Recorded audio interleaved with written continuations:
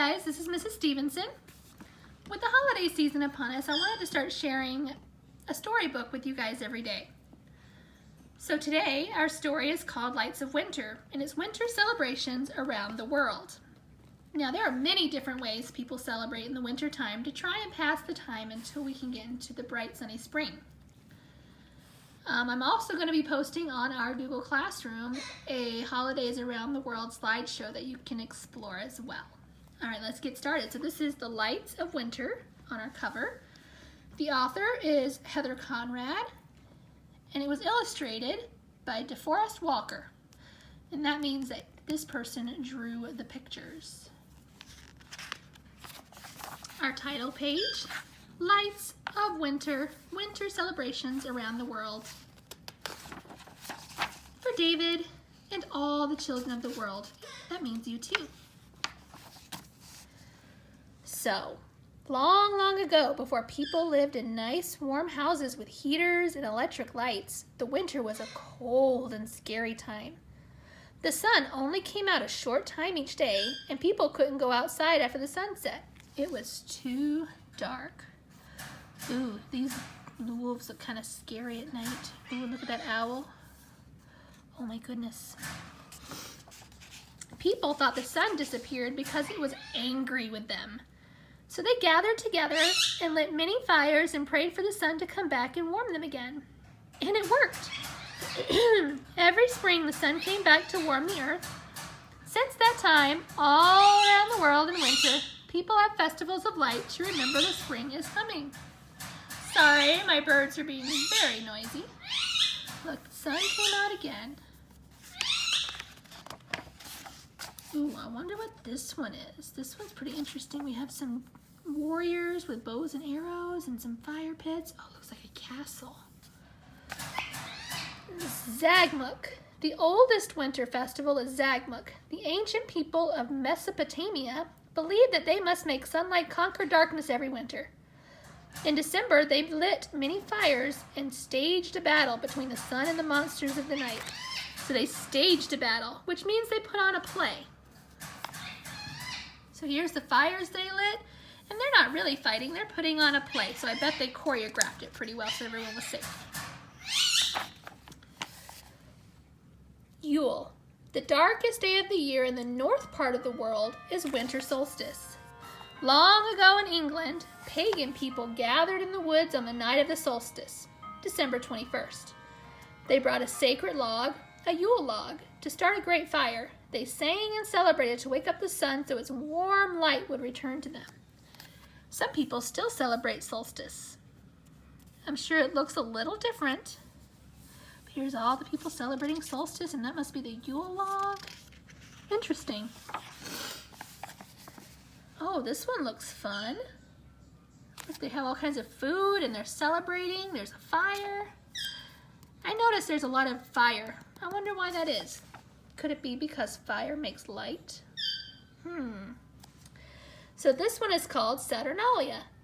In ancient Rome, there was a festival at the time of winter solstice. It was called Saturnalia. Friends gave one another candles, more light, and there were gifts for every child. Holly berries and pine tree branches decorated homes, reminding everyone of the green plants of spring. Candles and fires glowed as sacred flames to bring back the sun. So another celebration of light. It's pretty cool. Oh, look at this one. Those are cool houses, and there's the fire again. Look at that. That looks kind of like a cool tribe. Let's see. Soyal. Please forgive me if I'm mispronouncing that. The Hopi Indians, again, forgive my pronunciation. The Hopi Indians of America have always celebrated winter solstice. They call it Soyal. For 20 days in the kivas, which are the underground rooms, Hopi priests pray in the firelight for the sun to return. Then there is a feast and a dance of the kachinas. They bless the homes with prayer sticks decorated with feathers. A kachina is a turquoise helmet, walks like a baby to remind people of the birth of the new year in spring. So turquoise, that's color's turquoise. So he's reminding people of spring. And that must be the kivas. Very cool. So this is a Native American tribe. Ooh, any guesses as to where this one is? Look at all the people and that pretty dragon. Oh, and there's our light source, lanterns. Tang Chia. Every winter for over 2,000 years, Chinese people have celebrated the beginning of the new year. The holiday lasts 15 days, and the very last day is Tang Chia, the Feast of Lanterns. That night, people carry colorful lanterns into the streets and walk in a parade. At the front is a giant dragon made of bamboo, paper, and silk. The dragon represents the strength to bring back the sun. Cool. Oh, I see a family together, some candles and presents. Interesting. Oh, there's a kitty and a puppy. Oh, they have some fish. All right, let's see what all this is about. Hanukkah. Over 2,000 years ago, Jewish people began celebrating Hanukkah every December. For 8 days, they honored the time they fought for their temple and won. After the battle, there was only a little bit of oil to light the temple lamps. Then a miracle happened and the oil lasted 8 days. Now Jewish people around the world celebrate Hanukkah by giving gifts and sharing good food. Children play with wooden tops called dreidels, and they light one candle in the menorah each of the 8 nights. So he's playing with a dreidel, and here's the menorah, and they're lighting it. And it looks like they're wearing special hats, too.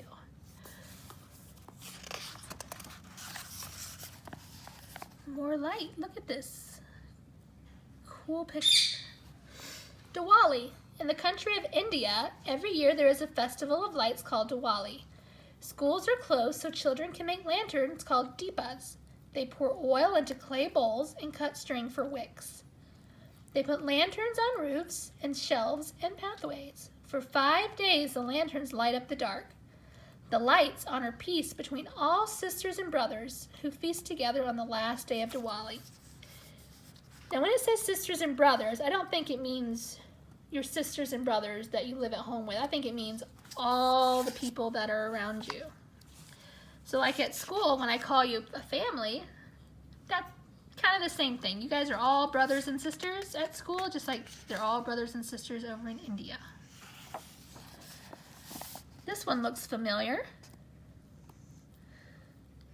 I think we know what this one is.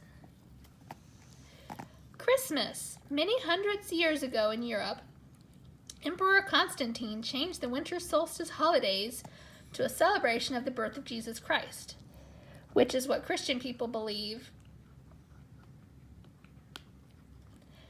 It became Christmas. Now on December 25th, schools close and people visit family and friends to exchange gifts. Trees are decorated with lights and ornaments. Pine wreaths and holly berries on doorways welcome visitors. On Christmas, Christian people give thanks for the arrival of the new baby Jesus. So many beliefs in our world, so many traditions. It's amazing. It's so wonderful. Oh, this is another one that's got food and light.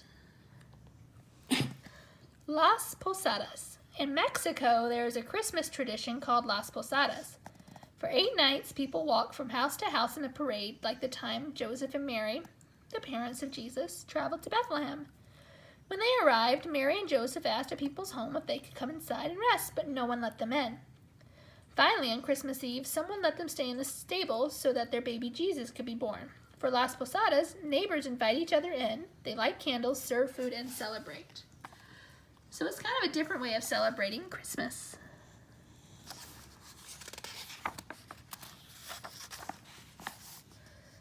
There's another candle feature.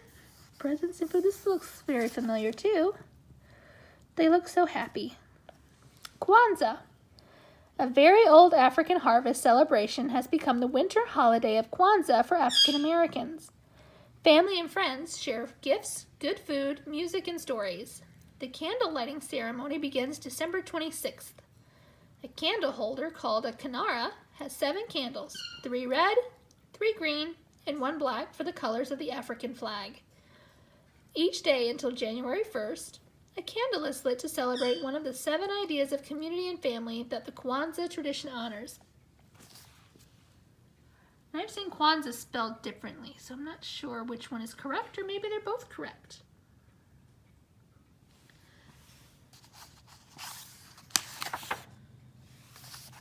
More light.